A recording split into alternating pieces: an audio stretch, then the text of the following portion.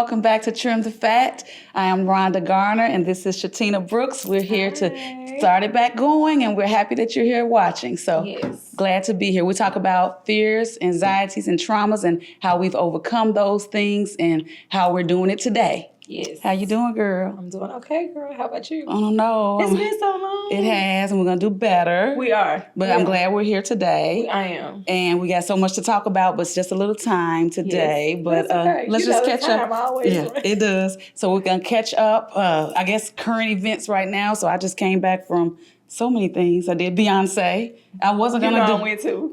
You did? Yes. And you don't even like Beyonce like that. Love her. So I took my niece and my daughter. I was on the fence about taking my daughter. She's 13, but it was wonderful. And they were so excited. Like it was just a good experience for both of them to go. So we went to the one in Atlanta. I did too. Yeah, so I did a Sunday night. Which night did you do? Thursday. Oh, okay, so we did a Sunday night, went and came back. We did literally turned around. Less than 24 hours. Yes.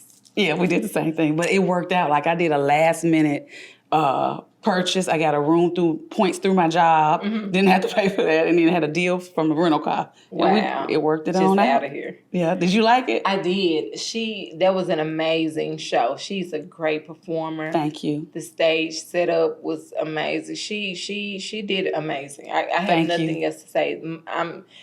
People was like, "Oh, you're gonna be a beehive." No. Well, it don't matter. You respect her art and her talent, and she is a great. Yes, I love the layered messages as far as the history of country music. I love that. But yeah, it was an awesome experience, I will say that. I can't believe you went. I really can't believe you went. Well, okay, we'll talk about that later. Yeah. Let me see what else I did. I went to Miami. My brother turned 45, and I'm very happy about that because he wasn't able to. We didn't know how this shit was going to look with health issues and things like that. So God has turned it all around. So we did a trip he wanted to go somewhere he had never been, and his friends couldn't go, and he was like, "Can you go?" I was like, "We out." I ain't had a kid. Let's go. We out. And it was really good. We had a great time. Food is not that good in Miami. Girl, I found one place. It was called Dunkanoo or Dunkanoo Jamaican Jerk Brunch Spot. Bomb. But everything else that we had was just mediocre. See, all those big name brand places and I checked out the smaller, like, we had an Airbnb when we went. I went for my 35th birthday. And there was this place called Cheezios or something like that.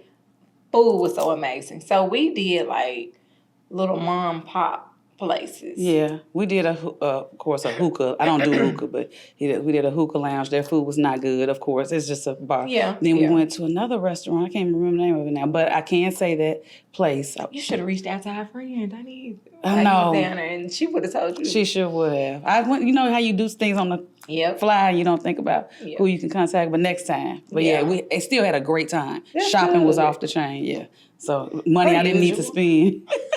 Per usual. Yeah. But anyway, we'll get into it. So I think one of the things we wanted to talk about, we want to talk about things and be transparent with some of the things we've overcome and things like that to help whoever's listening. Thank you for listening. Yes, we appreciate you. But I know you and I discussed, maybe we want to talk about this time some of the things that we know now that we wish we could tell our younger self or somebody would have told us in our 30s.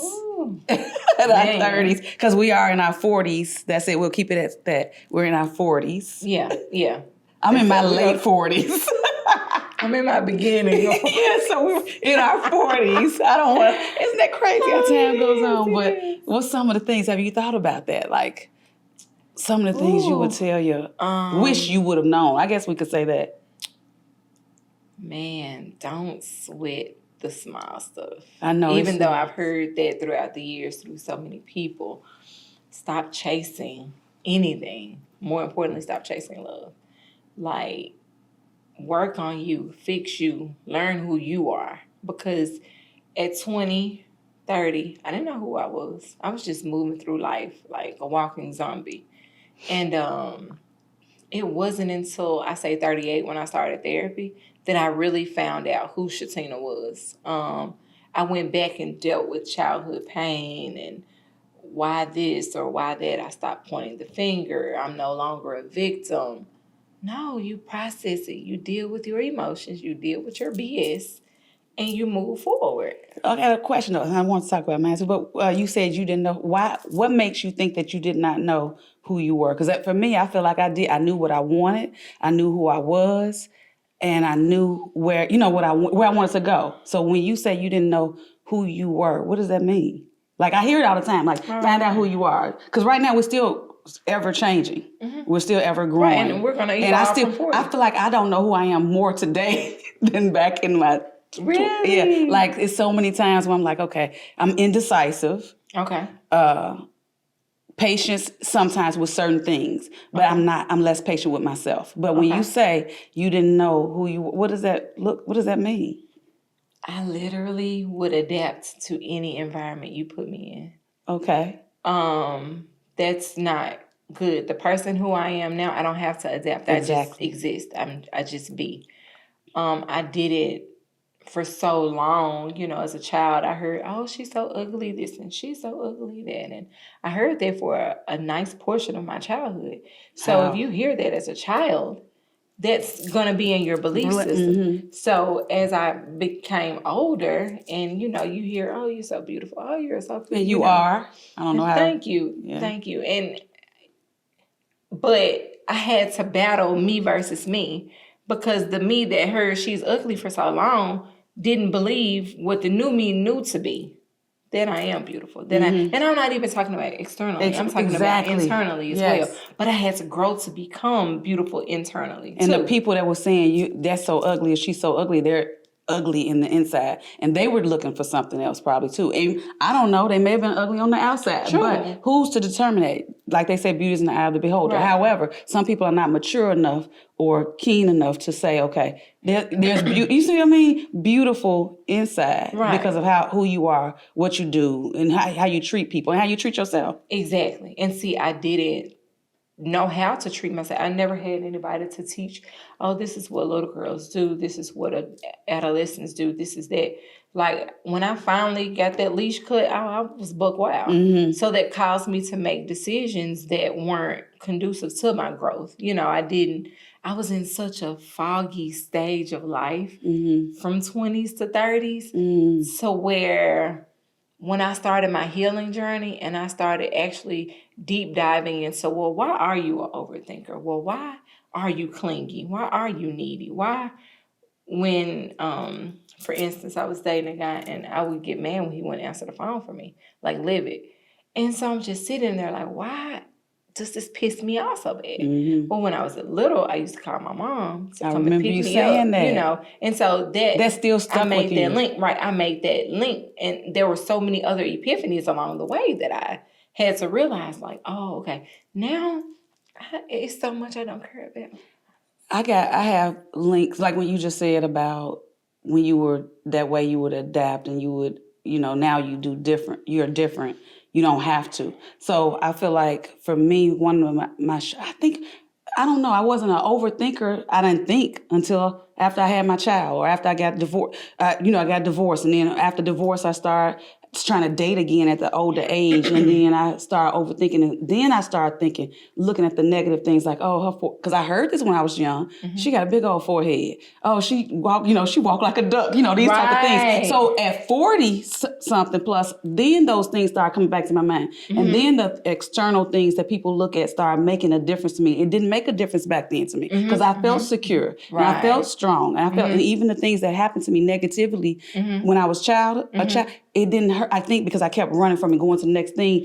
Because I was and because I was responsible for a lot at a young age as an adult, to try to be an adult at a young age. Mm-hmm. But now as an adult and being a mom, I overthink. I don't know.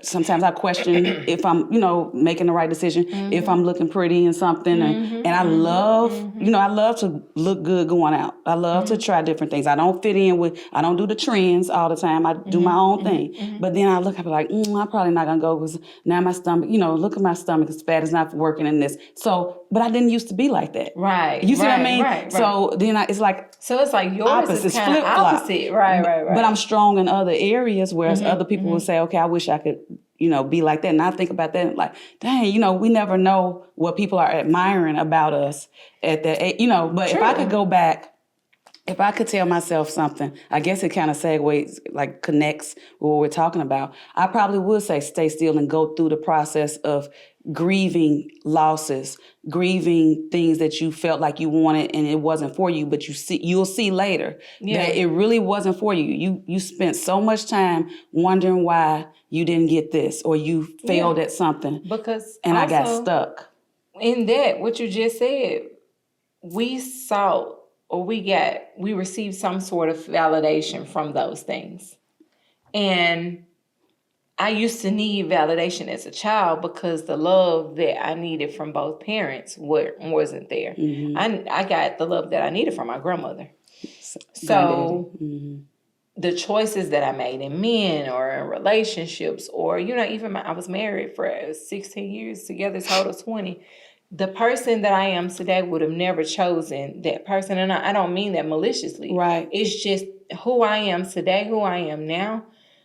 That was a codependent love. That was a love that was a trauma bond love. That's not what I want. Like at the age of 41, I've never received or given proper love. And when I say proper love, I mean a love that's genuine, a love that flows, a love that starts and it grows. Not one that I'm love bombing you because I didn't get the love that I needed. But let me stop you. Okay. You haven't with a man, but you have with your children. Yes. Yes. And so we think about that because we don't have what we want in our life. You had some mistakes. No. People have mistakes with their children. Your children give you unconditional love. Mm-hmm. I still work with struggling to give them the love that I feel like they deserve. Okay. Now, they might not say that. Okay. But I've never been a touchy-feely person. You can ask Rhonda.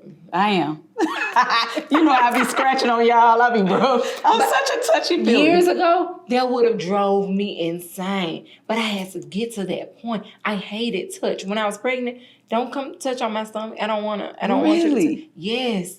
But through me learning to trust, like, I never was able to trust anything. Like, if somebody touch you, what's the trust have to do with that? Like, if I touched you when you were 35, I don't want you to touch why? Me. Because I don't know. I just didn't. I didn't trust that you, like, why are you touching me? Yeah. Like, I couldn't put two and two together. Went to Puerto Rico with my little cousin for her birthday.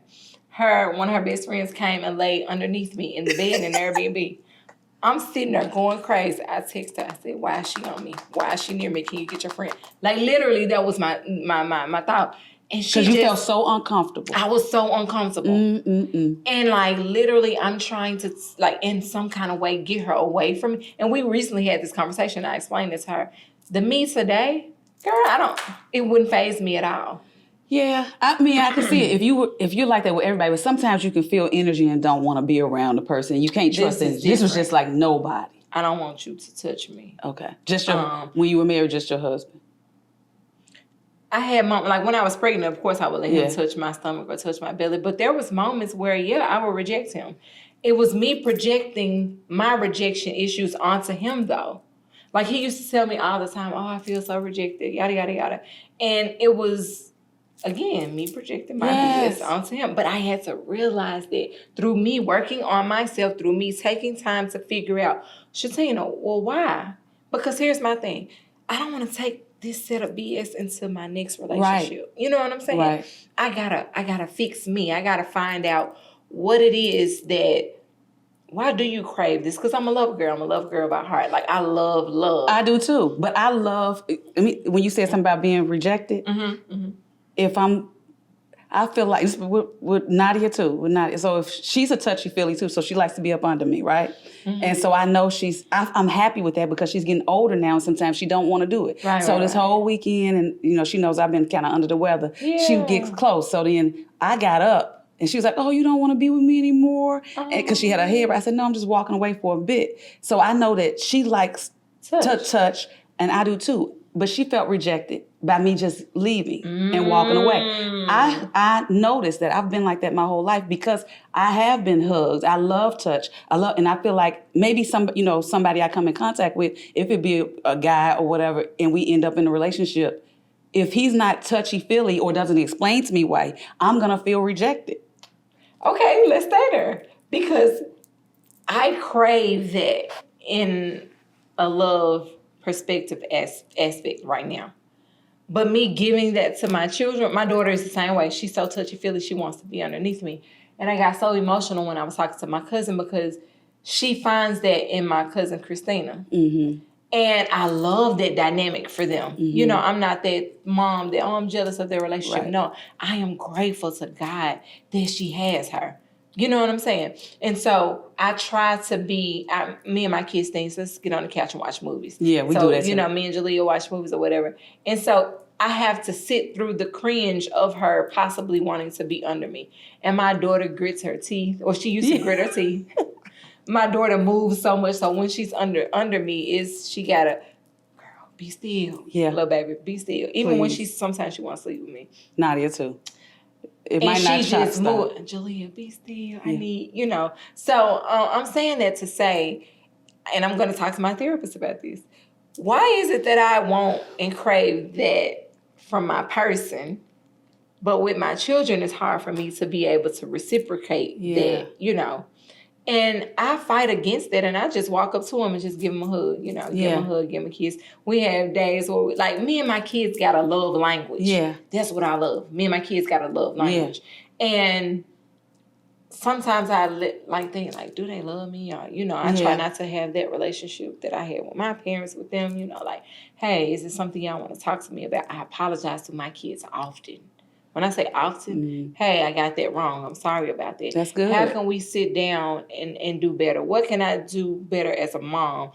How can I help you to help me be to where we're in a place of peace? And we're not going to get it right every time. Right. You know what I'm saying?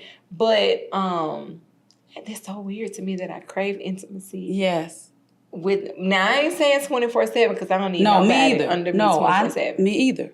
But it's like, if it's absent, I will feel some type of way. And I will hold on to that. And you can be oblivious to the person. So that, you know, that's why you have to communicate. But it's just, you know, it's good to hear different people, like, have different strokes for different folks. Yes. But I know, like, again, the things that you're saying, it's just like flip-flop. It's flip-flop. But I would never say, I never would have known that if you never would have told me. Because when we're out, we laugh, we touch, we, like, in each other's face. Right. Because you've grown. And plus, me and you have a vibe. We have an energy that's kind of like...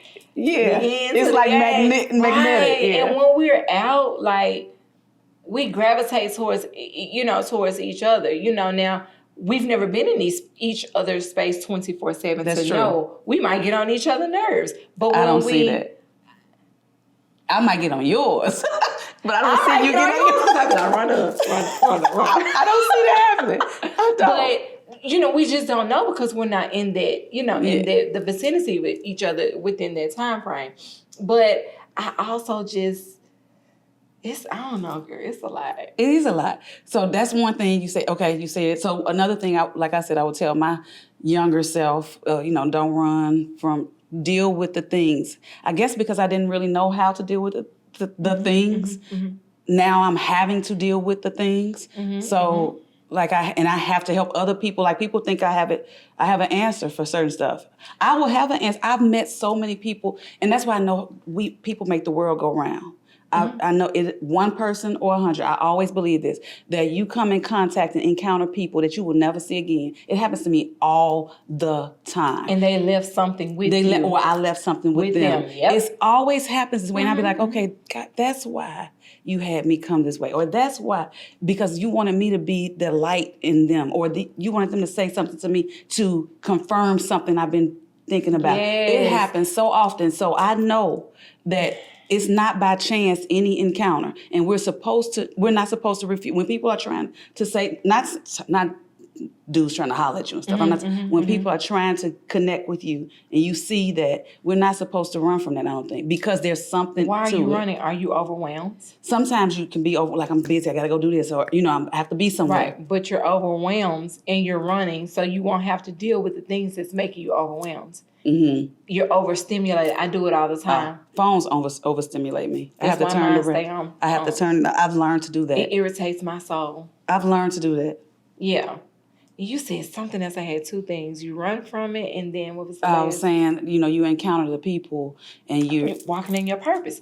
That's Yes. your purpose. That's another thing that I wish my 40-year-old self could tell 20 and 30. Don't chase anything. Not your purpose, not money, because the more you chase money, the more it runs from you. Not love, not friendships, not anything. Sit and let it flow. Life is supposed to flow. And if you have a relationship with God, now don't get me wrong, I've always been in church. I've always prayed and, did the things, had the whole prayer closet and all of that. The relationship I have with God now, the intimacy that I have with God now, I am letting Him lead me and guide me. Mm-hmm. I was doing my own thing, and look at what they got me. Now I don't want to buy a piece of bubble gum. Jesus, is this it, God? This it? Like, I can't afford to do life without Him. Let me say, this is so crazy. Another confirmation. So you missed church the other day. So Pastor John, at the end, he was talking about how people say, will the Bible get me into heaven? Or will the Holy Spirit get me into heaven? He said, let's just stop there. He was like, you need this to go to the store, to go to Walmart. You need this to make a decision when you're going to school. These teachers need this. Like we need something to guide us. Right. Instead of we've been trying to do it alone so much, and then we get caught up. And then we do have to take accountability. I have to take accountability. Most times when I'm upset now, that I've noticed, because I have to sit back and reflect now. Yeah. Okay, it's based on a decision or choice I made. I had, we have our paths. Right. Go here, or go here. And okay, I know what's going to happen if I go here. What's possible to happen. Right. But I don't know what to do this way. So let's just go. You make the choice. And I'm like, okay, I knew better. So now I'm taking the long way to whatever it is, healing or recovery. Your version of the long way. Yeah. You don't know if that was God, that detour was a divine detour for you to get back on the path that God has you on. That's what I have to get over. I've gotten into Pilates. Love Pilates. I used to love Pilates. I got to get back into it. Oh my God, it's so like to when the I point was young. In my 20s, I loved Pilates. I go now probably 10 times a year. Girl, when I say it grounds you so much, but I'm like, oh, I'm 41 and I'm not established and I'm not this and I don't make this and The lessons that I have learned while being in the valley. Thank you. You know how the older people talk about the valley and the mountains. What I've gained, I don't want to get emotional, but what I've gained here is more. It's so much more valuable than what I thought that I was here. Because even when I thought I was up there, that wasn't even it. That was your perception of. So this time when God takes me to that place, I know I'll be sustained because I did it with you. I did it asking you, and I'm not saying I'm going to be perfect. I deal with perfectionism all the time. We're not doing that. I get mad at myself. Oh, you bumped the head. Oh, you got to go repent for this. Oh, who cares? Who cares? The race is not given to the swift or the strong. It's to those who endure to the end. So I'm trying to endure and not beat myself up in the process, but love me because I hated me for so many years. Oh, we got so much. But now, the love that I had, I prayed, God, show me how you see me. He stripped everything from me. I was making almost 6 figures. Stripped it. I was doing X, Y, and Z. He stripped everything from me. Listen. And I had to get in that mirror and I had to see Shatina for who Shatina really and truly is. Because that stuff don't matter. Right. Not who them girls said I was ugly, because at the time y'all knew I was pretty. I was just jealous. Yeah. I had to really see me. And now the God has showed me. Girl, unstoppable. With Him, I am unstoppable. I can do all things. And you are such, this is the other thing. I love to tell my friends and people that if you have something, a strength that I see that you have, I'm going to tell you. And I ain't ashamed, but you know how some women don't like to tell nobody. Mm-hmm. You got so much energy, so much charisma, so much joy. Mm-hmm. Like your story, which when you share with people like, what I've endured and what I've had to go through, it's an inspiration to other people. I cannot look at you. That ain't say you can't say what I've been through, but I cannot, and I don't get that. I don't feel no bitterness ever from you, no jealousy. You know how some people come around and be like, no jealousy. And I think that you are getting everything you're supposed to have, like you said, in that order, right? Because now you have people around you who see you the way God sees you and can see those things, not all together at the once, but you got friends that see everything. Right, Good, right, bad, right. ugly, strong, all of it. Right. Weak, everything, you still good enough. You know what I'm saying? We think that we're not good enough, and we deal with inadequacy, and we can other people make us deal with inadequacy. That's another thing I would tell myself. Don't listen to, like you were saying, don't listen to what other people say that you are incapable of. Yes. I waited so long to apply just to certain things because one person who had it said, "Oh, you're not gonna. I don't know how you think you're gonna do that." And why would I if I thought already I could. Why did I wait so long? So I had to hype myself up, like hype me up. Yeah, hype me up. I had to yeah. hype myself up to tell myself, why did you let? Now I waited 3-4 months and probably missed the opportunity. But Lord, But what's meant for Rhonda is and I never missed the opportunity that was for me. Do you understand me? Because the opportunities that you feel like you missed, they weren't for you anyway. At that time, right? Or if I did miss it, it wasn't for me. Right, and if God wants you to do it, it's gonna come back around. You and I both have been through things. We've had several conversations. And not to go back biblical or whatever, but just it's okay. Girl, that's where we are. Right. Meshach, Shadrach, Abednego went through the fire. The person that opened the tomb, the gate, whatever, he burned up alive just by opening it. They went through fourth man in the fire. Everybody know who that is. Come out. The king was so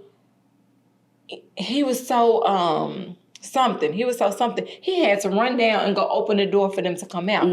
Meshach, Shadrach, Abednego. Y'all in there? Y'all straight? Y'all good? Come on out. Come out. They didn't smell like smoke. They didn't look like smoke. Their clothes wasn't touched. That's what it's like to go through the fire. But if you go through the fire with God, you come out not looking like me, not looking like what I done been through. God, thank you, me. Cat raggedy. Yeah, me too. But I thank you, God, because other people can see a resilience in me that I don't even see in myself. Like if I could be I was talking to God today. I was like, my testimony, my book, I slick started writing a book. I've been writing whatever, and it's all jumbled up, but it'll come together when God wants it to come together or whatever. But my testimony, if it could help one person, I've done my job. That's what I feel too. Do you understand me? Because you never know. Because whatever, they could be on a trajectory to so much negativity because they're beating themselves up. And I found, this is not me bragging about, I found that me engaging in conversation and being an inspiration and saying it's okay, or say I've been there, or say I see something in somebody, it's made them move so fast. Like, you know what I'm saying? Because that's what I was supposed to do. I was supposed to be there at that moment. But it's just so life. And we got to make the best of it, because as we see Malcolm Jamal Warren, I'm still so sad about that. It can be snatched from us in the blink of an eye. And the things I think about is like, how will I be remembered? How will my daughter remember me? What impact have I made on this world? You don't have to make a big, grand scheme of things. And I think that's what we're looking, I know, because I got to hold it, but I look at things like, as they're supposed to be this grandioso this or this grandioso that. Like I said, if my testimony can help one person, I feel like my purpose will be fulfilled in life. Yeah. You know what I'm saying? Yeah. I might be a little rough around the edges, a little ratchet, a little this, but guess what? God told me a long time ago to be authentically who I am, because me trying to sit here and be so polished, who that's going to help? Nobody. It's somebody that's going through worse, if not the same thing that you should say. And guess what? God going to use you to pull them out. Yeah. Yeah. But yeah. Okay. Oh, I know. Why did we? Okay, so we'll be back. We'll talk. Part 2. Right, part 2. We got to be. So part 2 to this, and we'll probably have one more person on with us that could get engaged in this conversation. Yes. But thank you guys for listening and hearing us talk about ourselves and things. Yes. Hopefully it can help somebody. But I feel like us being transparent and talking things through will likely spark thoughts for better improvement, help you take a next step in doing something better for yourself and how you approach things. So thanks for listening. Share it with someone that you think might benefit from it, and like and subscribe. See you soon. Peace.